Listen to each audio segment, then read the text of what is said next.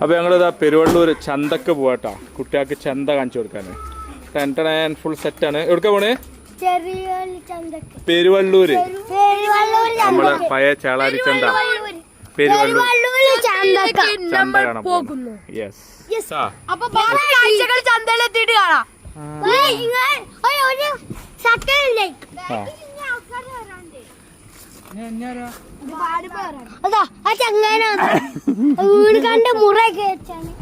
ഇന്ന് നല്ല മയക്കോളുള്ളത് കൊണ്ടാണ് തോന്നുന്നത്. സാധാരണ ചന്തക്ക് ഉണ്ടാവുന്ന അത്ര തന്നെ ആളുകളെ എനിക്കിന്ന് ഇവിടെ കാണാൻ പറ്റിയില്ല. എന്തായാലും കുട്ടികൾക്ക് ഇത് ഭയങ്കര രസമായി. കാരണം എന്താണെന്ന് വെച്ച് കഴിഞ്ഞാൽ ഈ വരുന്ന ആളുകളെ ക്യാൻവാസ് ചെയ്യാൻ വേണ്ടിയിട്ട് ഈ കച്ചവടക്കാർ നടത്തുന്ന വാചക കസർത്ത് ഇതൊക്കെ കണ്ടിട്ട് കുട്ടികൾക്ക് ഭയങ്കര ഇഷ്ടമായി. അവർക്ക് ഇതൊക്കെ പുതിയ അനുഭവമാണല്ലോ. കാരണം ഈ ഷോപ്പിംഗ് മാളിലൊക്കെ കാണുന്നതിൽ നിന്ന് വളരെ വ്യത്യസ്തമായിട്ടുള്ളൊരു മാർക്കറ്റ്.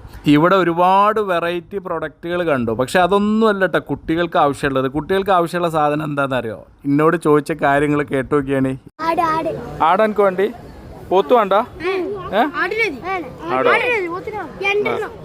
രണ്ടാടിനെ കേട്ടില്ല നിങ്ങൾ? ഓൽക്ക് വേണ്ടത് ആടാണ്. അത് ഒന്നല്ല രണ്ടെണ്ണം. ഈ ഒരു ചന്തയിൽ ഓൽക്ക് ഏറ്റവും ഇഷ്ടപ്പെട്ട ഏരിയ ഈ ഒരു കാലിച്ചന്തയാണ്.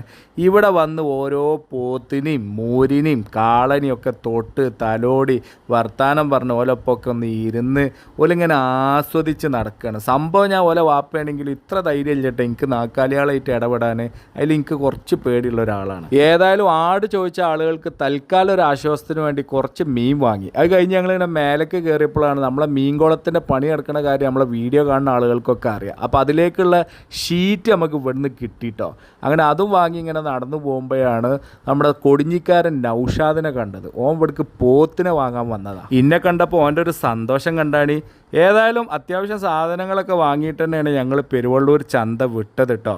പെരുവള്ളൂർ ചന്തയിൽ നിന്ന് ഇങ്ങനെ പോരുമ്പോൾ നമ്മളെ സുൽത്താൻ്റെ അടുത്ത് കയറിയിട്ട് ചായ ഒക്കെ കുടിച്ചിട്ടാണ് ഞങ്ങൾ വീട്ടിലേക്ക് പോയത്.